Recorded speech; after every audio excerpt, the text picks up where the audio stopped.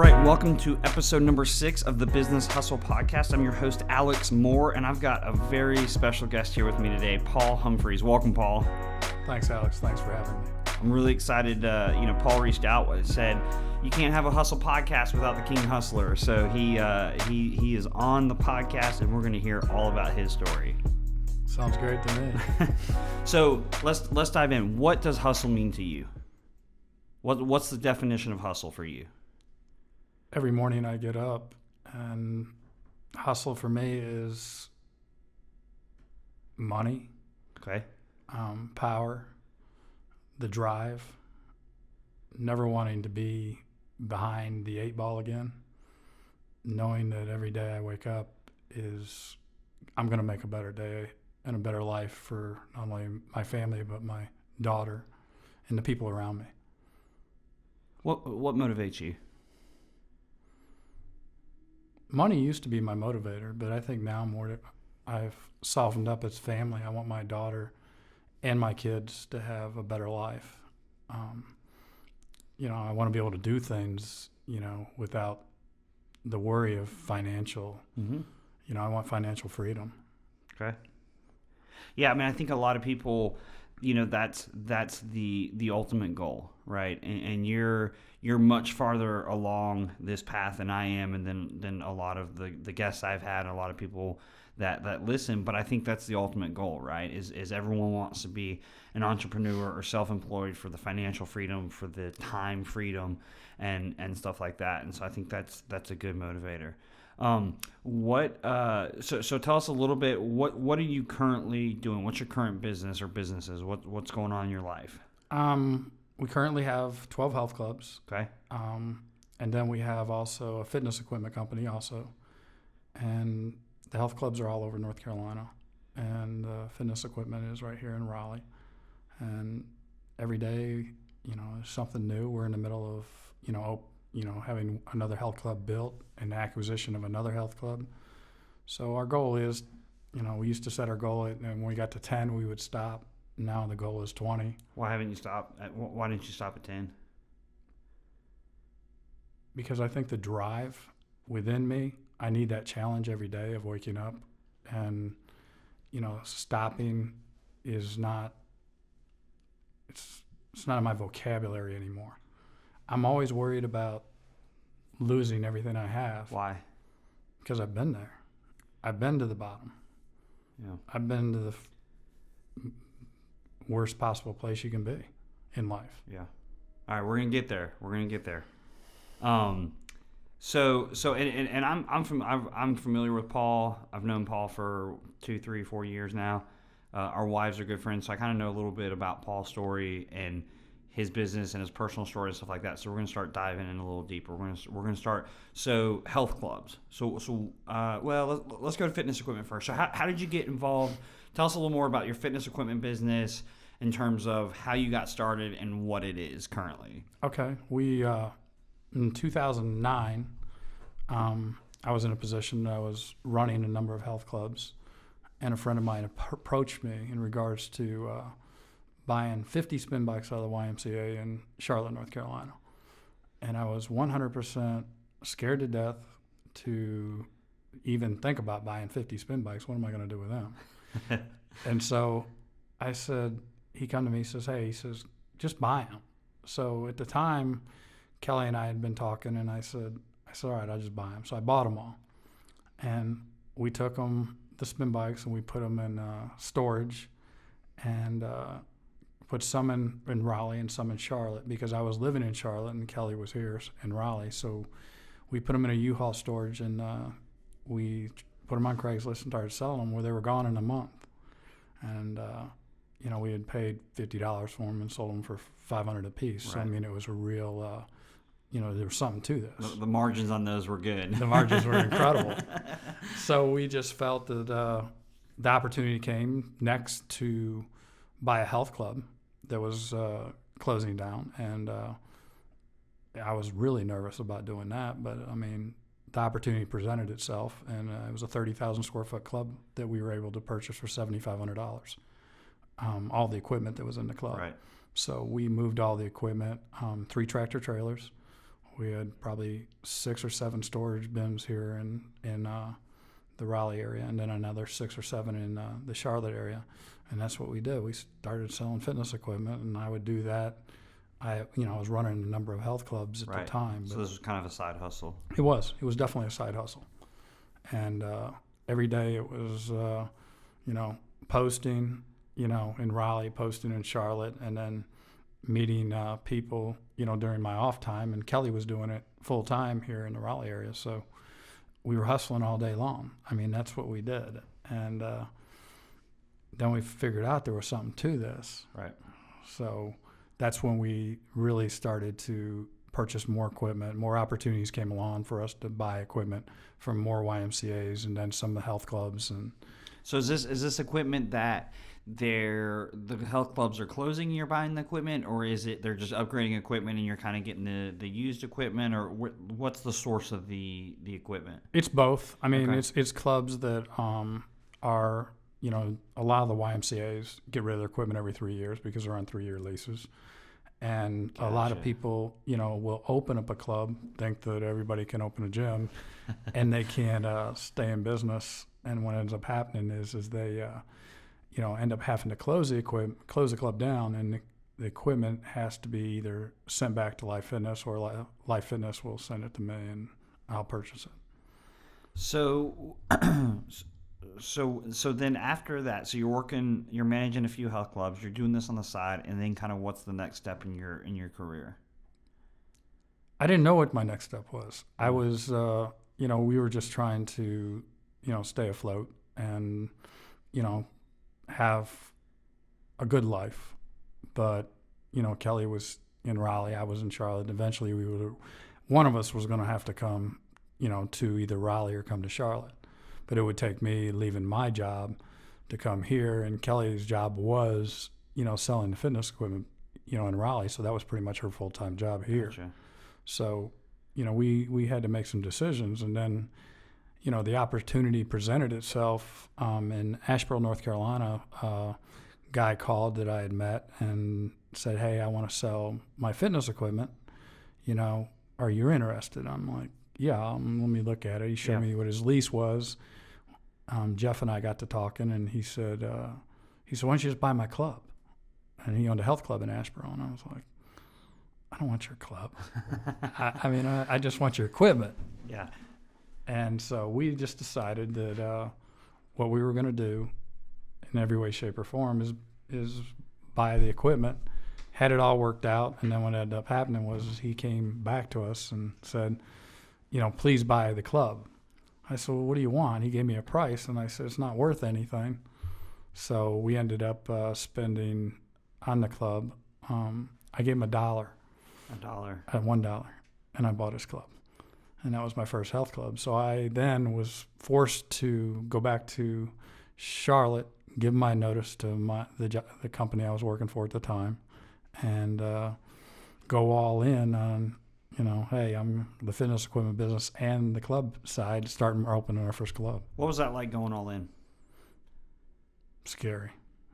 It's the most frightening thing I think I've ever done in my life, because you're taking all your savings, everything you've worked for, and taking a shot. Yeah.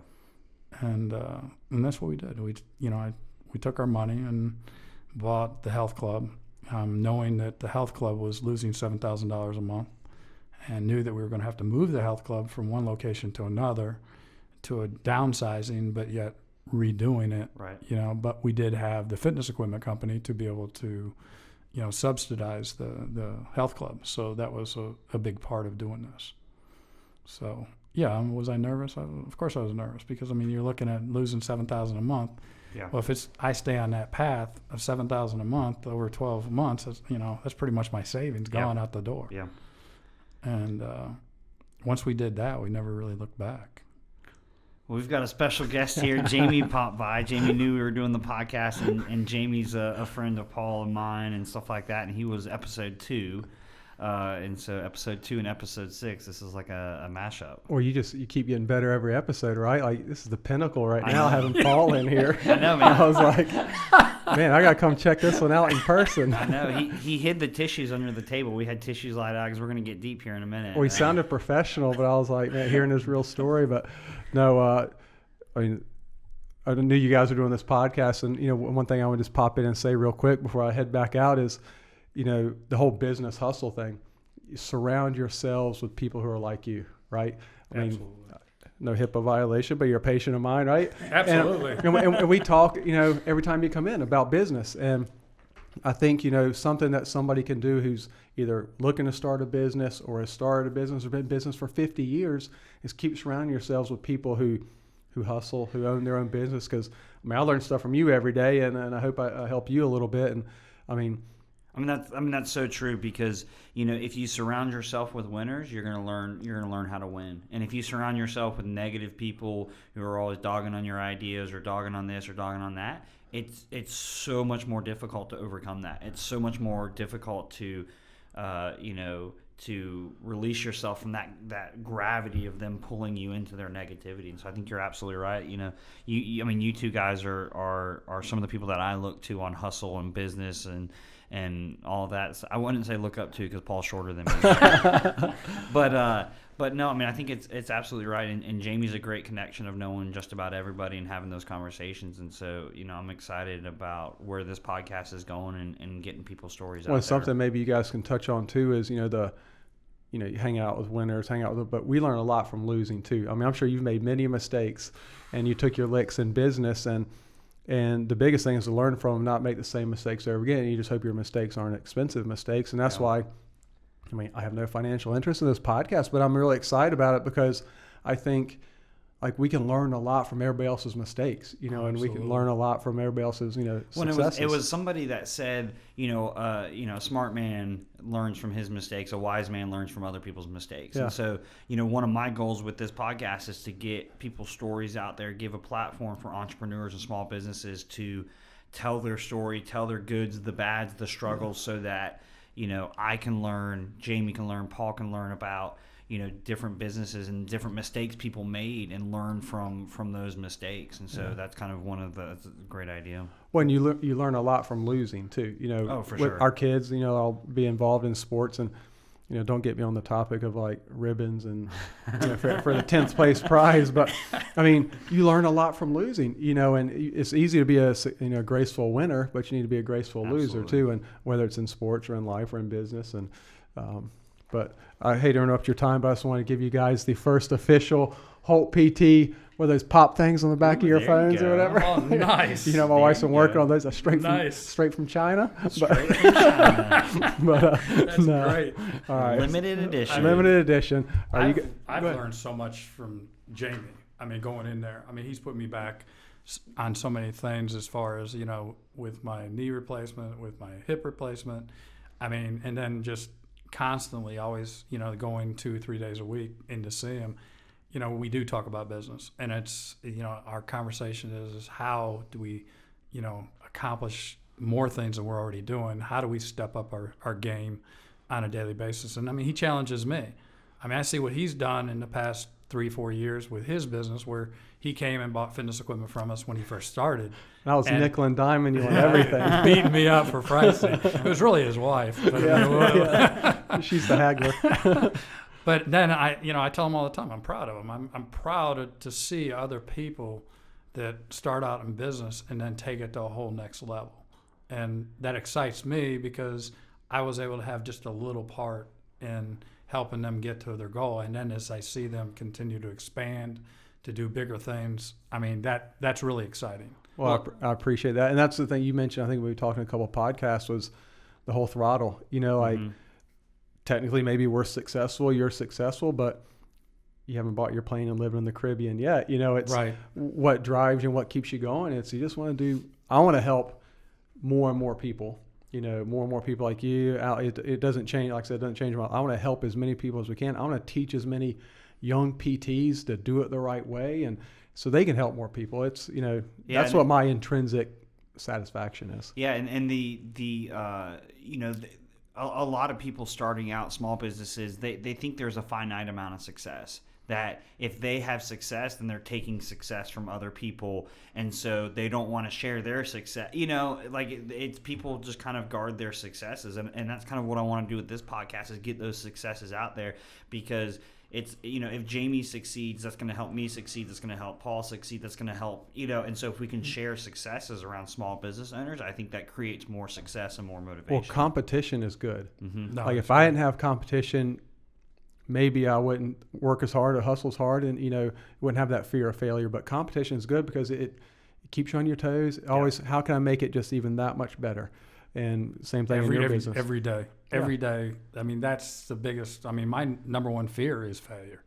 Okay, I'm scared to death of it. I do not want to fail, and I always want to be one, like you said, one step ahead of the game. Yeah. Okay.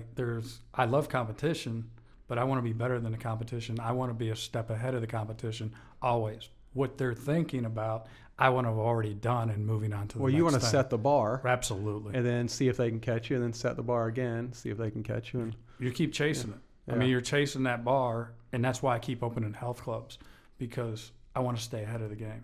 I don't want anybody to ever come in and take what I started and take it away from me. I want to stay ahead of it. And if I continue to open, I always stay ahead. All right. And if you continue to give good service and you surround yourself with good people, all right, that's how you really take your hustle to a whole nother level. Yep. And that's, I mean, I'm watching Jamie on some of the things he's doing now, the bigger and better things that he's doing to, make his business even bigger, expanding and so forth. And I like seeing that because I know, what do you call it? It's another, it he gives knows me, I'm gonna buy more equipment from him. That's right. right. that is true. But it also helps me because I'm more apt to give more things to make sure this thing is a whole nother level for him. Because I've learned one thing in business: the more you give away, the more you get back in return. Absolutely. Well, and you two fellows have invested in me a lot, and I appreciate that. As I've kind of meandered along my path over the last couple of years of trying to figure out the best avenue for me, you both have been there and helped me out in times where I needed help and given me advice and stuff like that. So I appreciate both of you guys. Man, I'm going to start crying now. Oh, come on. No. I think, it takes people, and I didn't hear the beginning of your story. I know some of your past. I mean, it takes people a while to find out what your niche is and what your thing is going to be, and, I was just okay being a PT for 15 years. And I'm like, let's just go do this. And, now you've got the health club gym thing, and you did other things in the past. And someone can push you in the direction that they think you should go, but you have to have heart and passion about it. And, maybe this is it. Maybe it's the stepping stone. Maybe it's something different. But it's all it comes down to is the individual and the compassion they give. And I always tell people, I can make a good PT, you can make somebody a good gym manager, but you got to have those it personalities, right? Absolutely. And when you have it, you'll find what your success is. So we're not too worried about you. Yeah. No. I'm going to let you guys finish your right, podcast. cool, man. Thank you, guys. Thanks I for stopping appreciate by. Thanks it. for stopping by. It's good seeing you, dude. It's good to see you. I know. I'll send you my fee later. That was an unexpected surprise, right? Always good to see Jamie. It is, man. Always. All right, so let's jump back in. So you went all in, and you bought this health club that was losing $7,000 a month. Yes, sir. It's $84,000 a year. Yeah. Gone. Mm-hmm. How'd you turn it around? We took the business model that was there. Okay. We downsized from a building that was 20,000 square feet, the building was falling apart. Mm-hmm. And we found about a 5,800 square foot building, freestanding building in the center of Asheboro that used to be a little movie, one of those blockbuster type movie things. Yeah. And we decided to move the club over there, and we were going to move the members over there. And so what we did was we negotiated a lease that made sense, and also made sense along the lines of that it was going to be. We would get 5 to 6 months of free rent, and it will allow us to get our feet underneath us. Right, get it turned around. Yes, and so that's what we did. We moved over into this area, sold a lot of the equipment that was in there, replaced it with newer equipment, upgraded it. A few members were upset because it was a smaller building, but for the most part, they were ecstatic because everything in the whole place was brand new. Yeah. So that's what we did, and that's how it all. That's how it began. How long until you had it turned around? You weren't losing money. I want to say probably by the 6th month we had turned the corner on the place and turned it into a profit. And what was that feeling like? Taking this big risk and being able to actually flip a profit, get it turned around. Relief. I mean, you're always scared. I mean, but if you believe in yourself, okay, and failure is not an option, then that in itself is going to take you where you need to go. And that's always been with me, is failure isn't an option. There is no going back, okay? I can't, when I go to bed at night, all right, and I wake up at 3 or 4 in the morning and my mind's racing, it's all about the next hustle. That's what I do. I mean, from 3 o'clock to 5 o'clock, I'm awake, thinking the next hustle, thinking the next step to how to stay ahead of the competition, how to stay ahead, how to hold on to what I've built and continue to build on it. Because the fear of losing what you built will continue to drive you further to take you to the next level. And that's what I'm doing. And that's what we did with that, that club. That was, that was our first baby. Yeah. I mean, that was where we went all in on something, and, to say, to get a paycheck out of there, that 6 months was so exciting. I mean, it was, to say, hey, I took a draw out of this club. Yeah. It was unbelievable. How long till you bought your second club or started your second club? What was the second club? We did the next club in Benson, North Carolina. Okay. Went ahead and did that one. It was probably 3 or 4 months. And did you 3 or 4 months after you bought the first one? No, it was probably 3 or 4 months after the club was making money. Making money. Uh-huh. Did you buy a health club there? Did you start one from No, we scratch? started from scratch. Okay. That's where the fitness equipment company came in, because we were able to purchase some equipment that was coming out of the YMCA in Charlotte, North Carolina. It was a full line of strength. Bought the whole place, took all that equipment. It was beautiful stuff. It was 2 years old, and took it all down to the club and put it in the club. It was, it was just like brand new. The only difference was it was 2 years old. So we took that and went and put it in the club and started marketing, started advertising that we were coming to town. And then what we did was we got 6 months of free rent. That was like, without question, it's not even up for debate on any lease that we do. Yeah. Get the lease right, get the 6 months of free rent. By the time you start paying your rent, your company's already making money. You've got members and all Absolutely. that stuff. How long? So what's your average membership of a club? I mean, I know you've got various different sizes of club, but is it a couple hundred, is it a couple thousand? Where do you normally sit? We always put a number on the break-even point. Mm-hmm. The break-even point on our clubs, the beauty of owning the fitness equipment company is all the fitness equipment company that goes into the club is all paid for, so there is no equipment lease. Right, and it's you're getting the equipment for pennies on the dollar. Absolutely. So the capital investment of starting a club is much, much lower. Absolutely. Yep. So, usually what we do is when we do that, we move it into the club. The monies that we, use on the initial upfit and so forth and so on, we take it back. Usually within 6 months, we're getting money back. That's nice. Very nice. So you've kind of planned it so that the moment that you're starting to have to pay rent, I'm in the good. You've got money to pay rent and making a profit. Absolutely. So you're doing this. So you've got 12 health clubs now. Yes, sir. And then and so you started in 2010. 2009. 2009. End of 2009. Yeah, and so talk about the used fitness equipment business, of how that's kind of moved, because it's kind of you kind of have two different companies that are kind of running in parallel here. So talk a little bit about those interactions and how you've grown, the used fitness equipment business. I think on the used fitness equipment business in the beginning, okay, it was a place to make a living. Mm-hmm. Because it was just, Kelly and I. So we were just trying to make a living, to make enough money, to pay our bills, living, we were like every other person, okay, living, month to month. Yeah. All right, not loaded down with, we had a few bucks in savings, but Yeah. it wasn't an astronomical amount in any way, shape, or form. So that business, we continued to just stay stagnant along the lines of keep enough equipment in there, have money to pay bills, be able to continue to, open clubs, all right, with that equipment.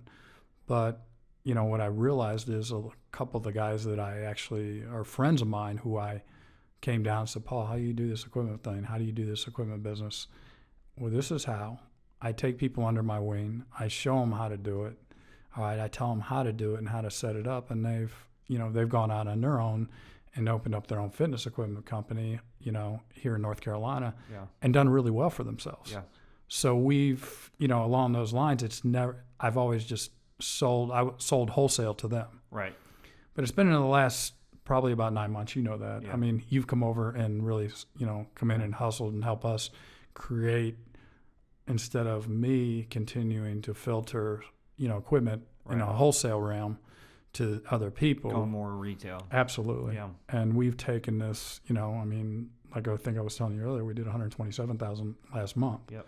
So, when you're going from doing, $30,000 to $40,000 a month to now you're already in 7 months' time of just what you've been doing. Yeah.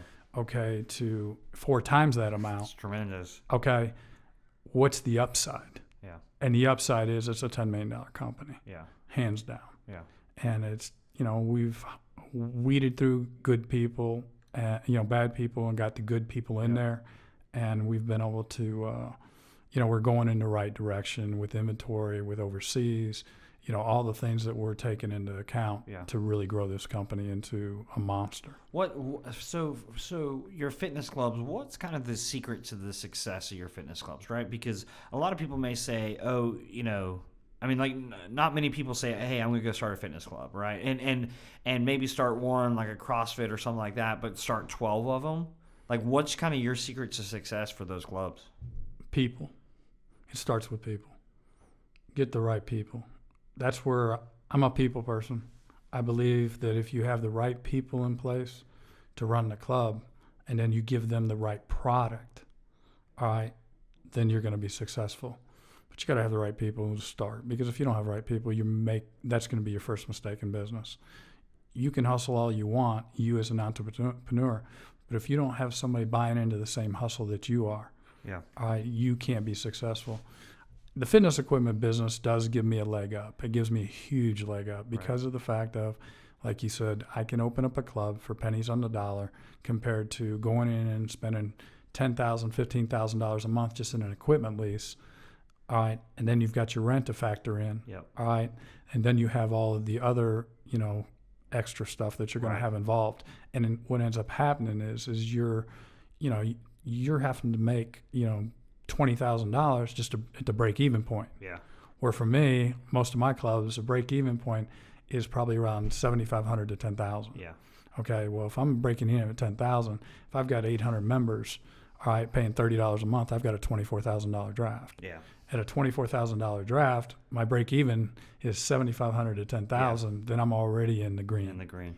Yeah, and I think one of the things that I've seen just in my interactions with you is that you're not trying to be anything you're not, right? Like, you're not starting a health club in downtown Raleigh or you're kind of finding your little niche of where you're opening health clubs. And I think that's very successful, and like, I think a lot of people in your situation could get a big ego and say, oh, I'm going to go open a club in downtown Raleigh. It's going to be the premier club, but that's not what you're doing. I mean, is that intentional, or is that just kind of, No, when you come from where I've come from and you've been at the lowest point of the hour in your life, okay, there is no more ego. The ego goes away. You can't have an ego when you've been at your lowest point. What was your lowest point? It was 1997, of June of 1997. Not to be specific or anything. You're like June 3rd, 1997. So I don't ever forget that day. Why? What happened? I broke my parents' heart. Yeah. That's probably the most difficult thing I did as an adult at the young age of 31. I sat in a courtroom and watched my mom and dad weep. And they wept because of choices that I made in my life. And the choices that I made in my life turned out to cost me 7 years of my life. And those 7 years were the toughest 7 years I ever went through. To get a little deeper into it, I was raised in a Christian home, went to Christian college. I knew better. I knew the right thing to do. I studied youth ministries in college, got off the beaten path, against everything my parents, my pastor, and everybody else told me, warned me about. And that's the one thing I would tell people is to listen to your parents, no matter how old you are or how old you become. Your parents are a lot wiser than you will ever be. And they teach you things, and when they're telling you something, you need to take heed to it and listen to it. So, I mean, you know, my lowest hour was watching my mom weep as I was sentenced to prison for 7 years. And then I had to live with that. My father and I didn't speak for quite a while time. I'd hurt his ministry because he was in the ministry. And so a friend of mine had told me, Paul, there'll come a day where you think you're at your lowest hour, and you're not. And you'll know when you're at your lowest hour. I knew when I was at my lowest hour when I was standing in front of that judge and she sentenced me. And so ego, going back to ego, there is no ego. Yeah. I've been on the other side. I mean, now I live a good life. I never want to go back there ever again, and I never will. But that's what drives me along the lines of, from the hustle, the business model of, I never want to be at that low hour ever again in my life. Talk about redemption. Redemption. We serve a forgiving God without any questions. When did you find God? Again. They always say you find God in prison. Mm-hmm. I think I found God, when I was sitting in my cell, for the past, I was sitting there waiting to go to trial. It was, to even go a little deeper into that, I would go back when I really found God is again, I knew I'd always had God and he was always with me, but I was off the beaten path and I didn't, I had my own, it was all about money, power, hey, I want to be just like Paul, in all reality, when I was facing 30 years in prison is what they were telling me I was going to get. I didn't get a bond at first. I was able to get a bond. My attorney got me a bond. I went home. The prosecutor was upset, so he filed an appeal for me being out on bond because he thought I was a flight risk, and I was. No ifs and buts. And so what ended up happening was knowing that I was facing going back into that environment, which I'd never been in and never raised in any way, shape, or form, I chose to take 100 Tylenol and end my life. My parents found me in my room, unconscious, rushed me to the hospital, told me that they couldn't pump my stomach because it was already in my bloodstream. Then it came down to what ended up happening was the girl that was my nurse at night came in and told me that I wasn't going to make it, that my liver was going to shut down because the enzymes were so high. Yeah. And it was a real gut check, and every day my enzymes continued to climb. So for the next 4 days, they began to climb. I was at peace with leaving this world and thought that was a direction for my life. Yeah. And for some unforsaken reason, only by the grace of the God we serve, they came back the 5th day and said that my enzymes were coming down, my liver had not shut down. It was a miracle, and they didn't understand it. And so many people praying parents. And so I knew that there was a reason that God wanted me in this world. For whatever reason, I didn't know at the time because I knew I was going to prison. But I think that that's the realization of so many people, especially, doctors and nurses, all told me the same. The best thing I heard when I was in prison, when I was first, they do an in-check with you. Yeah. They said to me, the lady says, it shows that you were recently in the hospital. I said, yes, ma'am. I took 100 Tylenol. And she turned around, she looked at me, and she goes, honey, you are blessed to be sitting here in front of me. And so that always stuck with me. So, yeah, I think that God really, that He had more for me to do. Yeah. And so I think that that's been my. You don't forget about those days. Yeah. It's a real gut check. Talk about the climb out of that hole, because that's a pretty big hole. I think it's easy for people, for me to sit here and say, my life's so hard. I got this going on, this and that. It's easy for you to sit where you were to say, my life's so hard. There's always somebody that's got it worse, right? There's always somebody that's got it worse.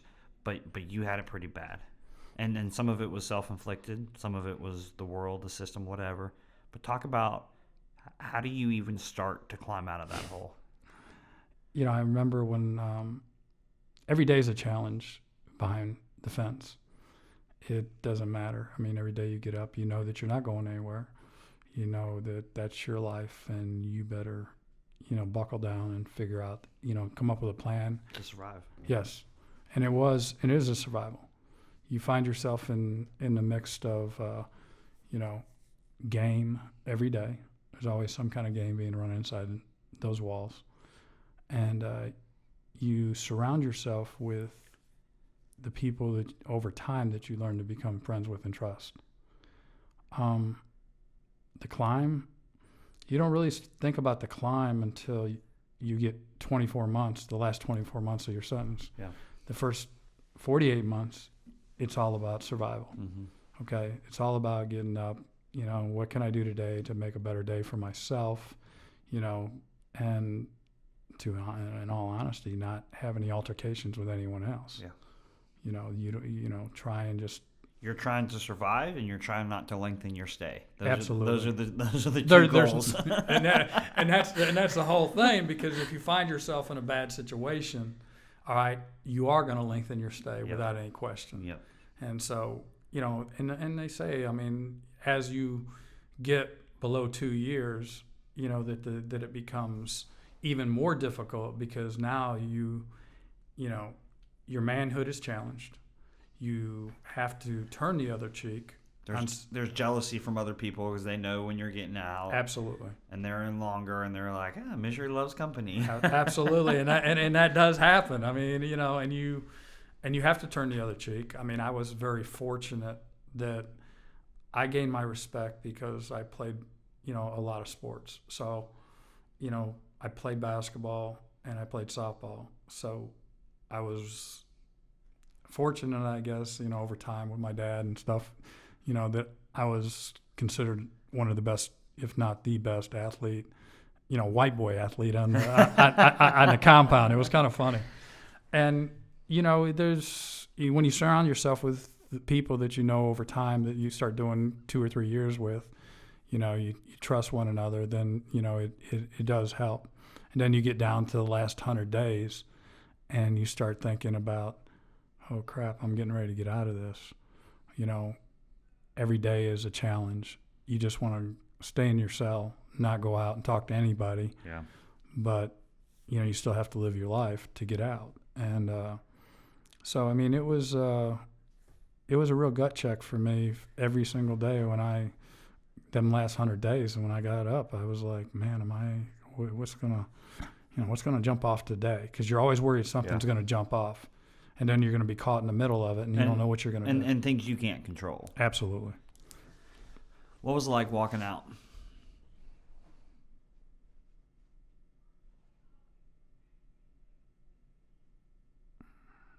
Wow, what am I going to do next? I'm not coming back here. What did you decide?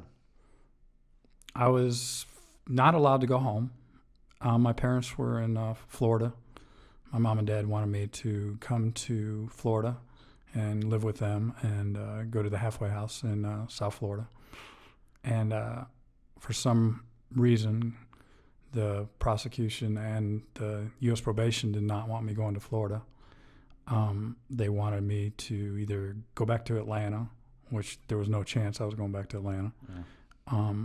And so we tried to, you have to have somewhere to go.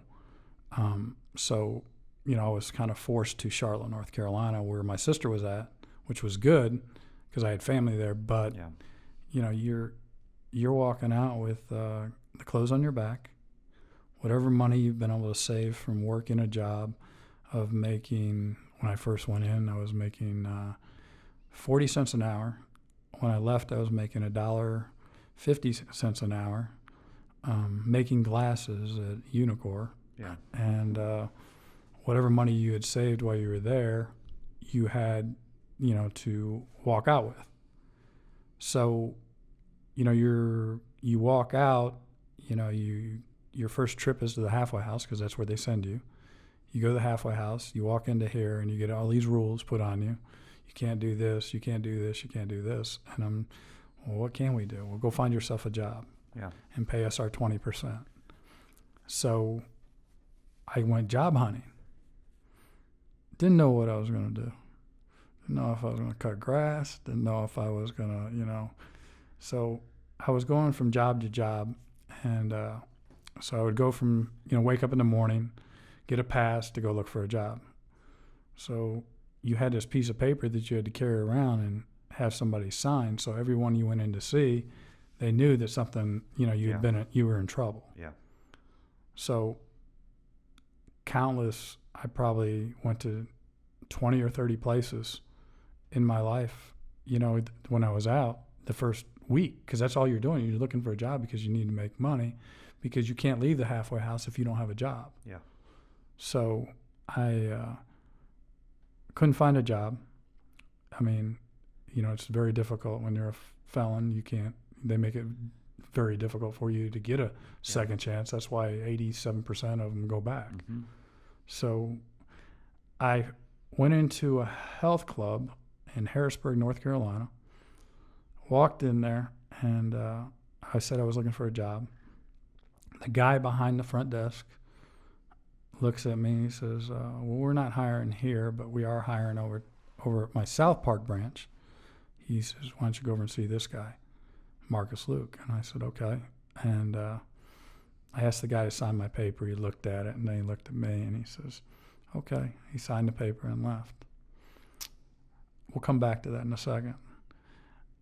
I went to South Park, went over there to ask for a job, met with the guy. He says, yeah, we'll give you a job. And I said, great. And I said, what am I going to do? He goes, you do fitness sales. I said, great. What do you call it? What's the pay?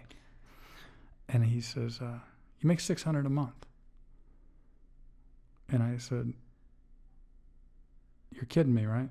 He goes, no. He says, you get $150 a week. $150 a week?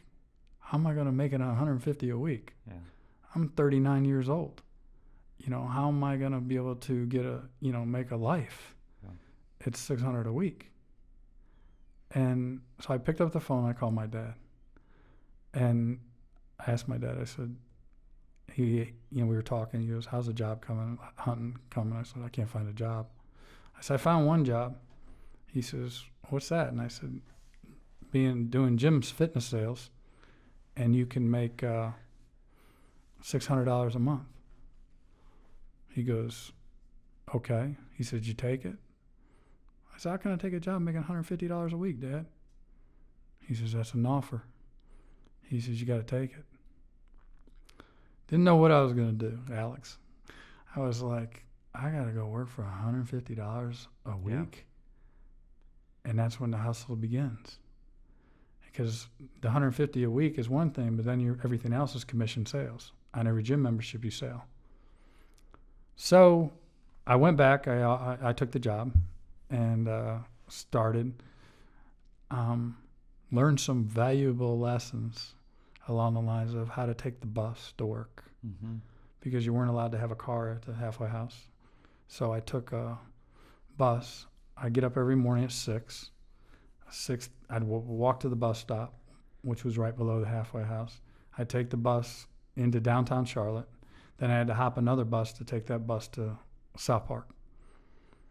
And then my day began. I'd get there at 8. I'd work out. My day started at 9, and I knew I'd be there till 8 o'clock that night, and I would take the bus back. So I said to myself, all right, if I got to do this, I got to make the best of it, and I've got to hustle and make some money. So my first day of work, I walk in, my manager introduces himself, said, hands me a stack of guest passes. He says, the mall's across the street. Go on over there and find some people that want to come join the gym. I was like, what, are you kidding me? I mean, are you going to train me? Anything? I said, well, he goes, yeah, just go over there and find a bunch of people that want to come join the gym. And it was a new club. And I said, all right. I said, okay. So I walked across the street, walked into the mall, started saying, do you know about this place? Do you know about, this gym? Do you know we just opened? Come on over. And that's how it began. Next thing you know, I started, I would bring them all the guest passes back because it was a 2-ply. I would call them, remind them to come in and see us. And people started coming in. Then I started trying to figure this out. I'm like, what am I going to do? I can't just keep going out and meeting one person at a time. Yeah. So the hustle began with me along the lines of, well, I didn't look at every person that came in the door as one person. I looked at 10 because they definitely work somewhere. Yeah. So in my mind, I was able to meet up with one of the human resources at Bank of America. How'd you do that? She was in the mall. And I gave her a guest pass, and she came over, to join the gym. And when she came in to join the gym, we got to talking. I said, well, you're in human resources. Don't you control, people knowing about, giving fitness perks at your location, for all the Bank of America employees? She goes, yeah. She goes, that'd be a great idea. She goes, well, why don't we send out a mass email, all right, for them to contact you? Something went off in my head. I was like, oh, man, this is unbelievable. Yeah. So next thing you know, Charlotte is a banking capital of, pretty much the whole North Carolina. Yeah. So Bank of America's got a huge office downtown, and right. They were able to send that email. And next thing you know, I'm getting 10 to 15 calls a day from Bank of America employees. That's interesting because one of the things I try and point out, because, I'm a big believer in if you put yourself in as many positions to succeed, you're going to get lucky. Absolutely. That I am a big believer in the mantra that luck is where opportunity meets preparation. And so I always try and point out that did you get lucky that you ran into somebody from HR from probably the biggest company in Charlotte that had the ability to absolutely 100% lucky. But if you weren't in that gym, if you didn't make the right decisions coming out of your time, you wouldn't have been in a position to find that luck. No question. I think that was. I look at it differently. Sometimes I call it a blessing. Mm-hmm. That absolutely, the good Lord, was still looking out for me, and I was blessed in every way, shape, or form. How did you learn to not look back? Because we talked with Jamie earlier. Mistakes in business, failures in business, all of these things. You had failures in your personal life, big failures. How did you learn not to look back? There is no looking back because of the fact of failure wasn't an option. Why? I wasn't going back there. Why? I needed to make my mom proud again. She was my warrior.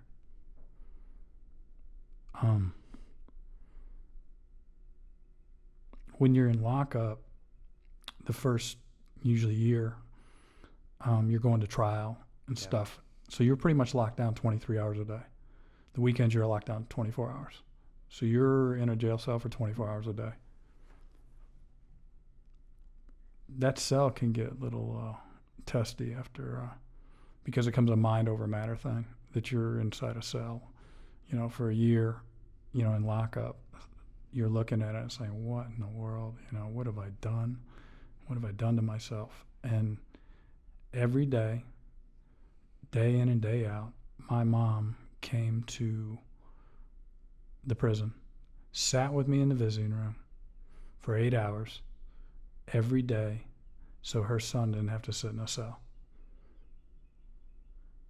And every kid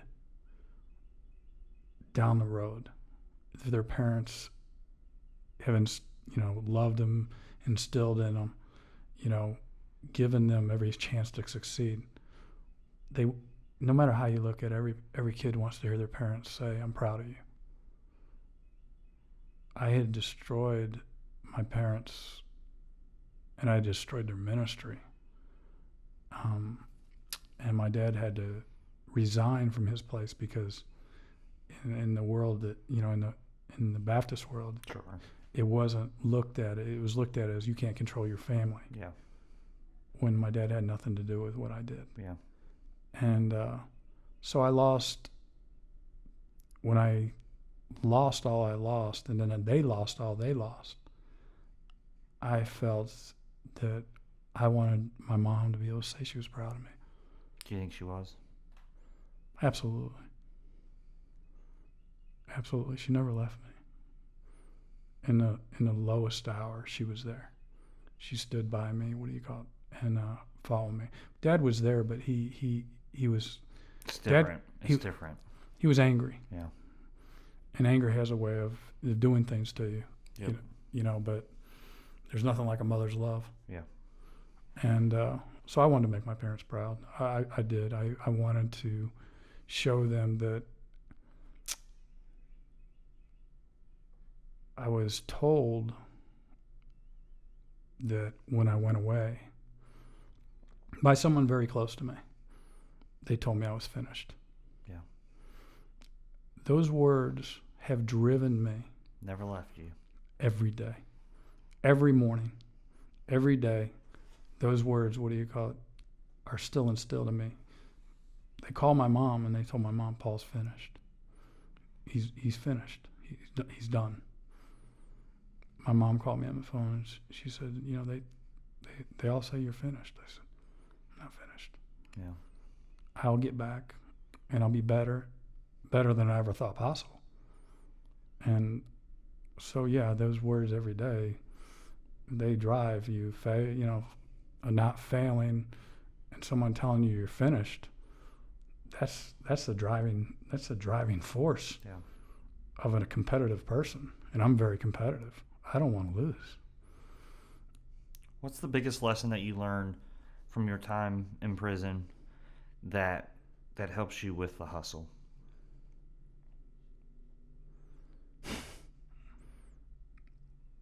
The people you think are your friends aren't.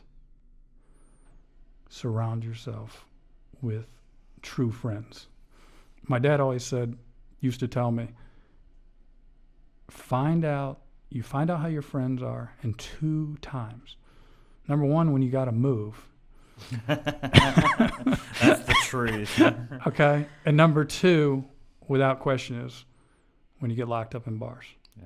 Because when you get locked up, first 3, 4, 5 months, everybody's talking about, man, I wonder how Paul's doing. I wonder how Paul's doing. After about a year, Fades. nobody talks about how Paul's doing. Now, when Paul gets ready to get out, Picks back up. everybody wants to see, hey, how's Paul doing? Or how's Big Willie doing? because in the world that I was living in, I was considered to be Big Willie. And what ended up happening is there was two friends that came and saw me, and they were there and through it all. Yeah. And are still good friends to this day. So that's what I would tell anybody: surround yourself with good people. Yeah, I mean, and we talked, we talked about this with Jamie when he was in here earlier, but, it's so true that if you surround yourself with positive people, no matter what stage in life you're in, it's going to help you. If you're in prison and you surround yourself with as good of people as you can and keep your mentality and your perspective in check and try and better it, then you've got a chance. Absolutely. And it's the same thing in business, because if you surround yourself with negative people who say, Paul, you're finished, you opened up a health club, seriously, like, what are you thinking? And I'm sure you've got a list of those people too. If you listen to them, you're done. You're done. Absolutely. But it's like one of my all-time favorite quotes, and I would always get made fun of at the last place I worked because I would always like everything I would say this, and it's a Henry Ford quote, and he says, whether you think you can or you think you can't, you're right. True. And it's so true, because you had a big enough motivation coming out. You had a big enough motivation for yourself, for your mom, for your dad, for your family, for the people that you had hurt, to never go back. And that's a big enough motivation, obviously, to get you not to go back. And I mean, I think there's a lot of parallels. I think there's a lot of parallels with business, because when you're leaving your job and you're going to start a business, and I'm not trying to make light of your situation, but the perspective, I think, applies that when you leave a cushy job to go start your side hustle and everyone's telling you you're not going to make it, it's easy to look back. It's easy to go back. And all the odds were against you to go back. Right. Every single odd, was against you to go back, but you didn't. And it's the same thing in business. When you're starting a small business, when you're starting a side hustle, when you're starting a health club, and you go all in, the odds are telling you you're going to fail. The odds are telling you you're going to go back. And if you surround yourself with people that are telling you that and you believe it, then you will go back. Right. But that's what it comes back to. Failure is no option. And anybody that's starting a business or a hustle, because they all go hand in hand, no matter how you look at it. How do you define failure? What is failure? If I open a club and it doesn't make it, to me, that's failure. Because of the fact of I did all my research. Mm-hmm. I did all my homework. Okay. I know 100% that I am 100% all in with this, and there is no possible way, in any way, shape, or form, all right, that I am going to let this club fail. Because the demographics say it's right, the surrounding says it right, yeah. The location says it's right, so it's right. If I don't do my job as the owner, the entrepreneur, all right, then I failed my employees. Yeah. They didn't fail me. Yep. And their families. And absolutely. Yeah, I think it's kind of interesting, and I think this is kind of goes back to the nuances of the defining the word failure and stuff like this, and maybe the word I'm thinking of is more of mistakes, right? And so for me, failure is kind of like what you said, like the ultimate, right? Like failure is the ultimate thing of you have to shut a health club down because it's not profitable, you screwed up, you put it in the wrong place, whatever. That's failure. Right. But I think there's a lot of mistakes you make along the way that any one of those mistakes, if it festers, if you isolate it, can be the ultimate cause of failure. But at the same time, they're miniature failures. And right. If you dwell on those, then they get worse. Absolutely. And so a book I read said, you need to make your mistakes quickly. You need to make your mistake. You don't need to, dwell on it for 6 months and say, oh my goodness, this was such a bad mistake. You need to make a mistake and you figure out how it happened and you need to get over it quickly. Because the longer you fester in these little mistakes that you made, both in business and in life, right? Because I'm sure coming out, you weren't a saint the whole time, right? No, you weren't perfect. You had a bunch of little mistakes along the way, and if those little mistakes compound and you fester and you make a mistake and you hold on to it, you make another one, and you hold on to it, then they'll bring you down. Right. But if you make a mistake, you say, well, that was a stupid thing for me to do. I'm not going to do that again. And I was in this situation. I was with these people, and this is why I made that mistake. Or, I was in business. I was blinded by the prestige of the location. I didn't look into the demographics and stuff like that to see if it was going to be successful. And so you autopsy the mistake, and then you get over it very quickly. I think that's essential in business, because if you hold on to them and you hold on to enough of them, they'll drag you down. No, absolutely. I mean, I think I heard once before, it's never a mistake unless you don't learn from it. Yep. And, I learn every day. People teach me stuff every day. I want to learn something every day. Yeah. Because I don't know everything. I don't know everything there is to know about the health club business. I don't know everything there is to know about the fitness equipment business. I make mistakes. I make stupid buys. I might have bought, a bunch of fitness equipment that I overpaid for. Yeah. Okay. But, I also look at it as, it's not really a mistake. It's a learning lesson. Or a learning that you paid for. Yeah, that I paid dearly for. It cost me money. Talk about confidence and humility, because you come across as a very confident guy, but earlier on in the conversation, and some people would think you're arrogant. Some people would think you're that type of person.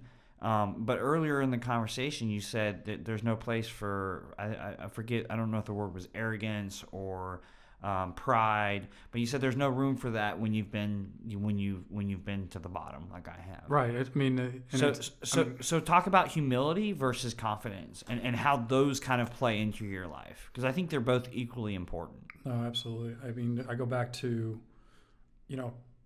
humility. You always want to stay humble. I wear a lot of different shirts. I have, the hustle shirts, and one of my shirts says "Stay humble, hustle hard," and I always want to stay humble because I always want to remember where I was at my low point. It's funny because I carry around in my wallet. All right, and I think I've told you I have a card from federal prison, and I carry that around in my wallet. And ever so often, when I'm looking for something in there, I pull it out and I look at it. And there's nothing more humbling than seeing that and saying, I'm not there, I'm never going back there, but I was there. I was there, and that is so key to me. Arrogance, confidence. I think I have a little bit of confidence because I think that in business you have to have confidence. The people that work for you have to know you're confident, because if they know you're confident in what you're doing, then they're going to buy in too.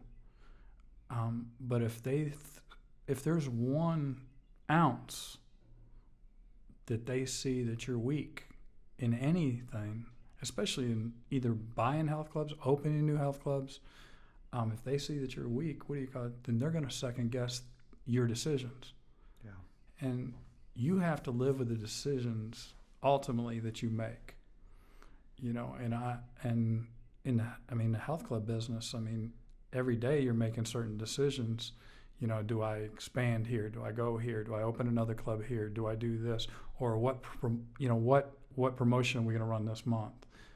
January, February, March, April. How am I going to drive more traffic into my clubs? Those are all things that you have to be confident when you're presenting it to your employees for them to buy in. Yeah.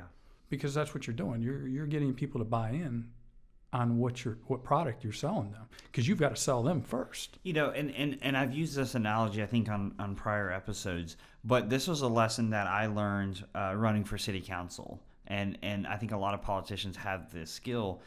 Well, I mean, they definitely have the confidence part, right? Like, I was a long shot underdog in my city council race. And it's a fine line between having confidence of like, yeah, we can actually win, and believing that, but on the same time balancing out the humility of saying, I've got no shot. I've got no shot to win. I'm 30 years old. This other guy's 60. He's the incumbent. But, you know, you could come up with all these reasons.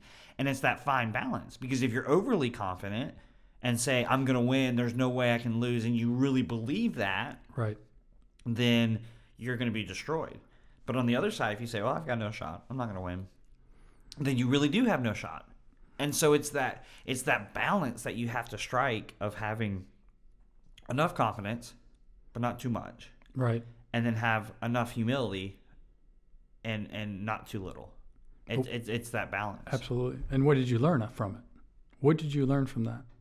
Well, I mean, that's so applicable in business, right? That you have to have that balance of like, yes, my business is going to succeed. I have that confidence of you know, I'm never going to go back. I'm never going to, you know, have that confidence. But at the same time, to say, I'm human. I could make mistakes, you know, and if I don't make the right decisions, I could go back. Or if I don't do the things I should, then my business is going to fail.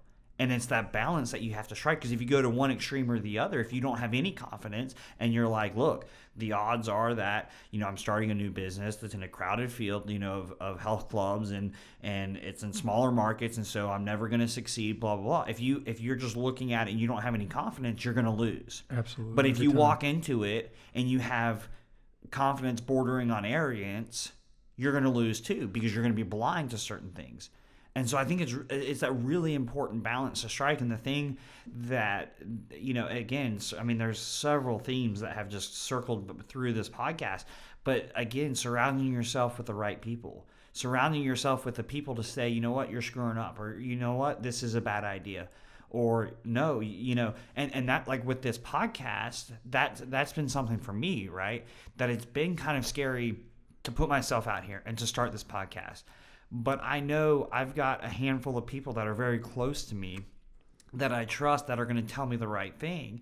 And they're all saying, I think you got something. I think you can actually make something out of this. And who knows what it will turn into. But surrounding yourself with those good people and then listening to them, I think is absolutely key. No, and I mean, I think that has a lot to do what you're saying, to add to that.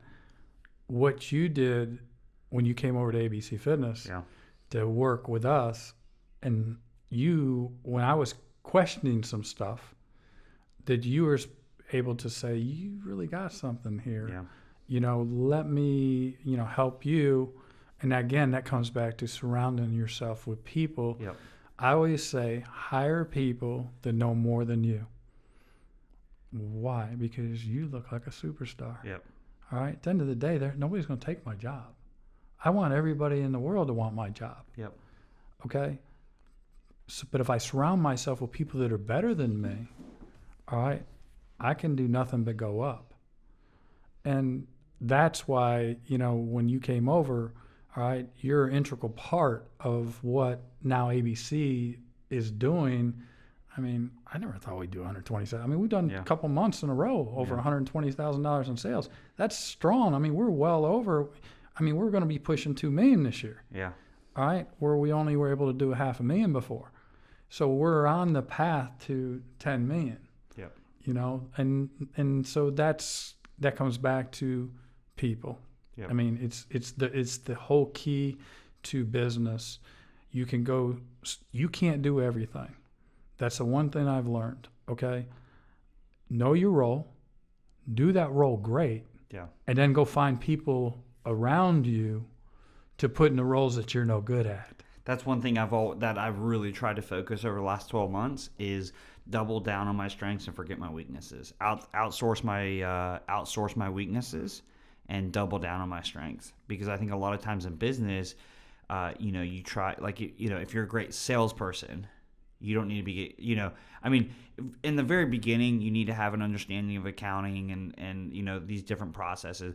But if you're a natural salesperson, you need to double down in sales. Do whatever else you have to do in the business to survive, to get through. But you've got to double down in sales because that's where your success is. Right. And so many times we say, well, I'm going to be good at everything in the business. I'm going to be the rock star in everything in the business, and you just can't. Right. You need to have a basic understanding of the things that are happening in your business and how the accounting works and stuff like that. But as soon as you can afford it, you don't need to be doing your taxes if your primary focus is sales, and because you can go out there, if you double down in sales, you can bring in a lot more revenue, and then you've got more revenue to pay for taxes and stuff like that. And it's that balance, because when you're starting out, you don't have a lot of money, and so you are having to do everything. But you need to be aware of, as you're growing both as a person, a leader, and a business, that as soon as you can start taking off your weaknesses, you need to. No, absolutely. I mean, I'm going to circle back to that you were talking about the humility thing. At the end of the day, the people that know me, really know me, they know two things about me. My heart is good, and I'm a very giving person. Yeah. I have learned a long time ago that if your heart stays good, that you're always going to be a giver. Being a giver, and taking care of people that work for you, or people that look out for you, or people that, I think that, going back to Jamie Holt, I think if you walked over there, would you go out and talk to the people that have, worked on me, they would say, his heart is good and he always takes care of us. Yeah. At the end of the day, all right, what really matters when they put us in the grave? Yep.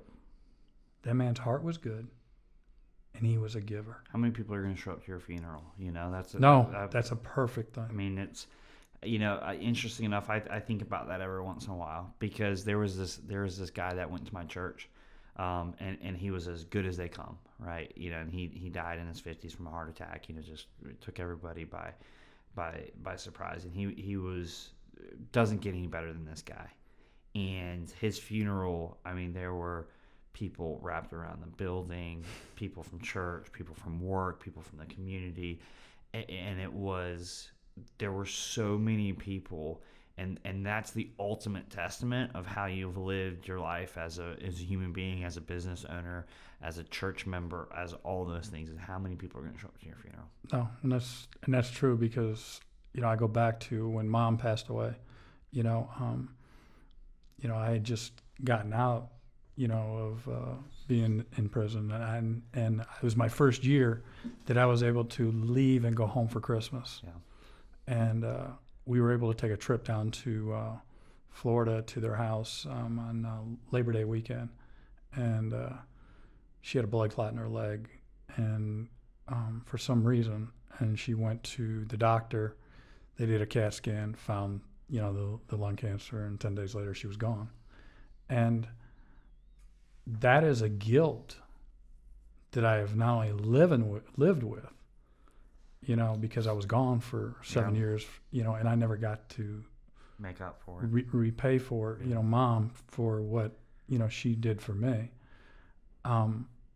That has been a driving force also for me, because now I have one parent left. So I want to be able to do, the little things that really don't matter to your parents. Yeah. But something little you can do to look out for them for all the years that they've done for you. Yeah. And, the only thing I can take from my mom, passing is, when she was in the hospital, everybody would take turns staying with her. Yeah. And at night, everybody wanted to go home and sleep. And I would never leave. Yeah. My mom even was telling me, you need to go home and get some rest. I'm not leaving you. You never left me. Yeah. I'm never leaving you. I'm here with you. So when she passed, I was holding her when she left this world, and that's a vivid imagination. And I think as a business owner, entrepreneur, you know, my dad, I was able to buy him a truck this year for Christmas. And to me, I only did it because, he bought me my first car. Yeah. And that's what I said to him when I bought his truck. I said, well, you bought me my first car. You've wanted a truck. Yeah. Here's your Toyota Tundra. That is you only do that out of love, your heart, but also because I've been able to be successful. But they, along the road, made me successful. Yeah. They've made me the person I am today. Absolutely. And so that's something that just, it sticks with me every day, because there's nothing worse than losing a parent. Yeah.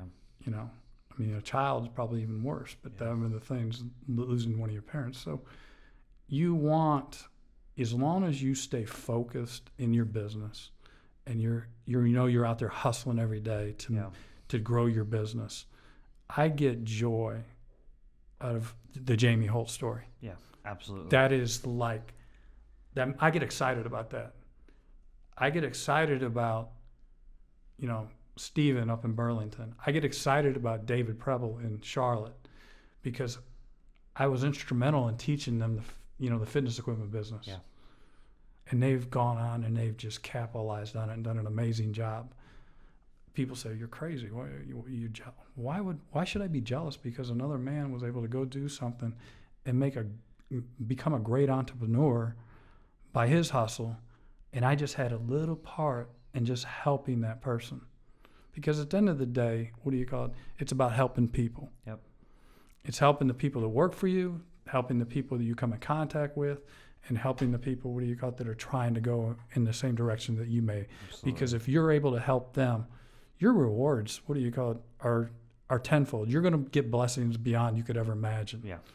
And I am a 100% firm believer that is why, I laugh about it, and we laugh. People say, oh, you're crazy. Well, I'm not really crazy, because I honestly believe in my heart that the good Lord above, that my mom goes over and whispers in his ear sometimes and says, give him a pass on this one. Yeah. His heart is good. Yeah.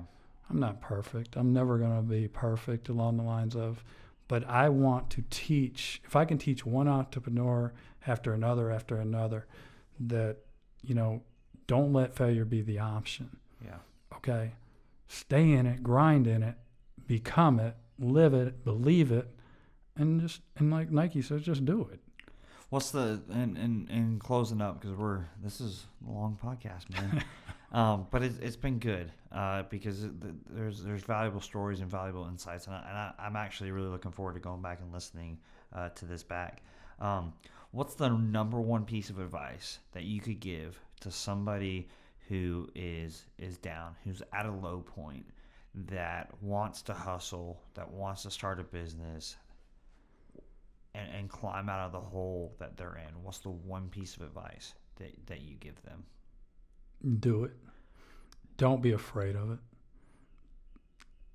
it. It goes back to, if you don't take a swing, you're never going to know, and you're going to live a what if. Don't be the guy that lives with what if, or the woman that lives with what if. There is no what if. Step out there, all right? Take the chance, all right? And make sure failure isn't an option. And then surround yourself with people that are positive people, that are encouraging you along the way to don't give up, don't quit. No matter, there's going to be days that you're going to want to throw in the towel and say, why am I doing this? If you have those people in your corner that are good people, there's two people in this world. There's ones that want to see you fail, and there's ones that want to see you succeed. Surround yourself with the people that want to see you succeed, all right, that want you to have a better life than you have. Yeah. Okay? Then you know that they're your true friends. And that's what I would tell people. No ifs, ands, buts. Paul, thank you for your time and thank you for your candor. I think this has been really valuable, and I appreciate the example that you are of hustle, and I have a newfound appreciation for your story. So I appreciate your time. And if people want to find out more about used fitness equipment and stuff, where do they go? They can go to abcfitnessequipment.com or raleighfitnessequipment.com, or they can call us on the phone at 919-247-3453. I've got some great people over there. Facebook, you're all over Facebook. We're on Google, easy to find now. Cool. So, I mean, come see us. I mean, we'll give you the best deal we possibly can. And we provide a good customer service and a good product. Perfect. Thanks for your time, man. Thanks, Alex. Appreciate it, man.